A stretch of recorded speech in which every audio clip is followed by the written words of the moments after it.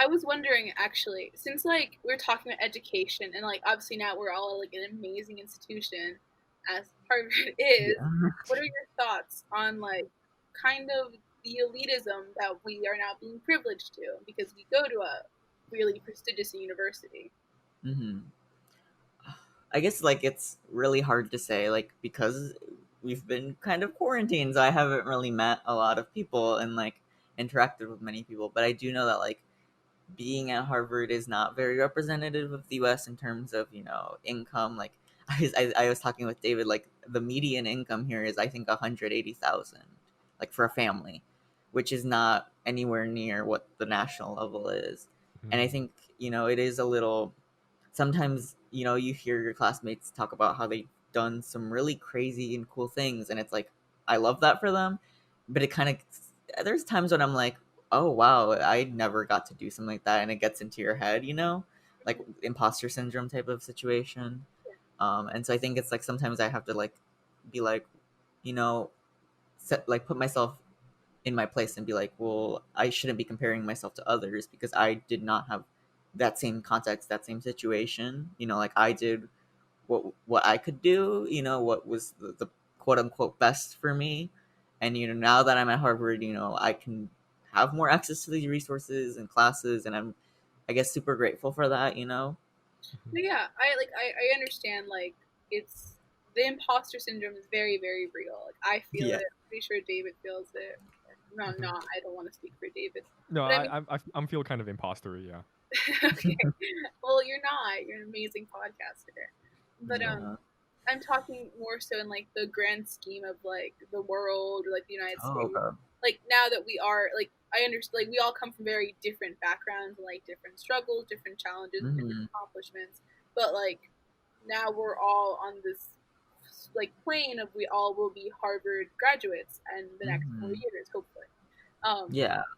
so I was wondering, how do you view like in higher education? There's like this problem of elitism where people discuss Mhm. how some universities are valued more than others, or how like for example, like community college isn't seen the same way as Harvard Oh, University. okay. Wow. So like, how do you feel about those struggles or problems? Yeah. I guess yeah, like it's like the Harvard TM brand. Like people often like talk about how like it's a pathway to success, and there's a lot of like value put on it. And I think there some of it is rightfully so. Like I think it's hard to get in, it's hard to stay in. It's like there is that, but I also feel like there is that sort of pressure of like rankings and this elitism of like Harvard's this rank and this ranking list versus this other school, and then like that can be very negative towards people who are going to community college, like people who are seeking other options. And I think like for me, like if your education is very specific, like if it's nursing, you probably shouldn't go to Harvard. Like I think going to like in my community there's Harper Community College. It has a really good nursing program and it's very affordable. So I personally wouldn't say like go to somewhere like more expensive that doesn't have your program. Like I think hopefully parents and students realize that like what matters is like if the school's right for you versus if it's elite, if it has this grandiose title. um you know Mhm.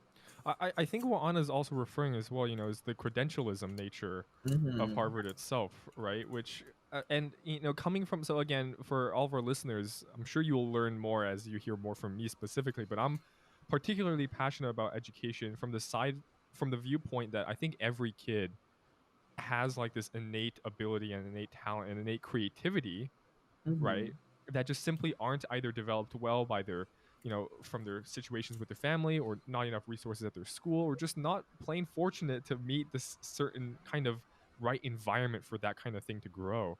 And hmm I hold a strong belief that there are many people who could foster, like I have a friend, for instance, at my previous podcast, his name is Cal Slatton.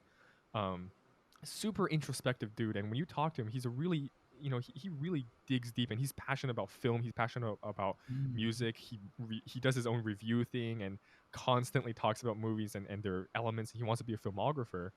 And I can imagine, like, for instance, our xbox 20 class on philosophical films would be a literal perfect class for him, because he hmm loves to talk, he loves film, and yet his transcript illustrates a number that apparently describes his ability, which is a 2.3 GPA.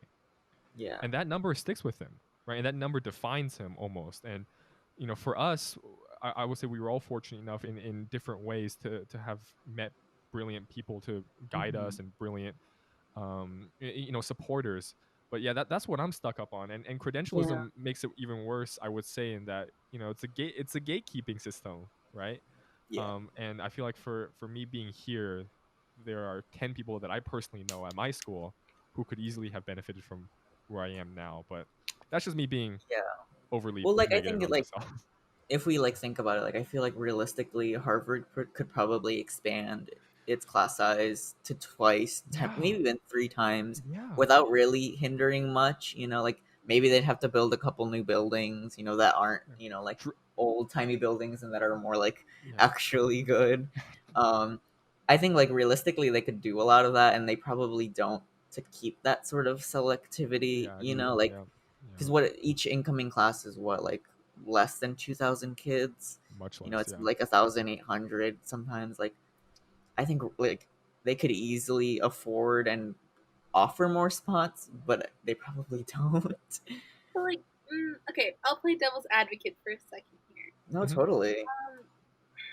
Okay, so two things. The first Hmm. thing I think is just like a more pragmatic reason where it's like Harvard, it's known for its name and it's for its Yes. selectivity, but it's also known for being a small to medium Yeah. liberal arts college. I don't think if we expand it, it would have anywhere near the same vibes. I don't think it Mm. would attract the same people. Like for me personally, I don't really like big schools. I like the small to medium Hmm. vibes. Like Dartmouth was very, very high on my list for those reasons, even though it's not as prestigious as Harvard per se. Dartmouth is Although it's a great great. school, it's a great school. I'm not Yeah. bashing Dartmouth. It's just like it's just different. And Yeah. the second thing is like, but like let's be honest, weren't we all attracted to the name of Harvard? And aren't we still attracted to the name of Harvard? I will say that elitism is bad. I think credentialism is bad. But like at the end of the day, I'm very, very proud of my accomplishment of gaining Yeah. admission into this school. It's like akin to like Hollywood. Like it's not a place, it's an idea. Like Harvard, it has its own like cultural capital, and like Hmm. whether that's because of movies or I think even just like when people talk about like what's the prestigious college in the U.S., like people would say Harvard most likely, and so it's like kind of just like something that's we all share culturally, I guess. And so Hmm. yeah, like I think it's hard to say like we're above that because I don't think anyone is, I think we're all attracted to that. Like I like was. unless you weren't in the U.S. ever, and never had heard of it. But then it's like, why would you be drawn or apply? Yeah. Yeah, but I mean, certainly, and I agree with Anna in that I also love small schools, and it's a community, right? Large schools, like in general, public universities are massive, right? 40,000 kids, 50,000 kids, like 70,000 kids. I think University of Florida actually is Which like, some kids I think it's like, like some kids 70, like that 80K. bigger. Go Yeah, Gators, but chomp chomp. yeah, but I mean, you got to think like it's the same thing with the sustainability of the environment, right? If everyone ate like what was that statistic like where if an American ate was it no if everyone in the world ate like an American diet, we would Oh, need like 7 Earths to be able to Yeah. sustain that same yeah. level of consumption. And same thing here. If every student were, I mean, I'm sure every student would. I'm not okay. Never mind. Not every, but like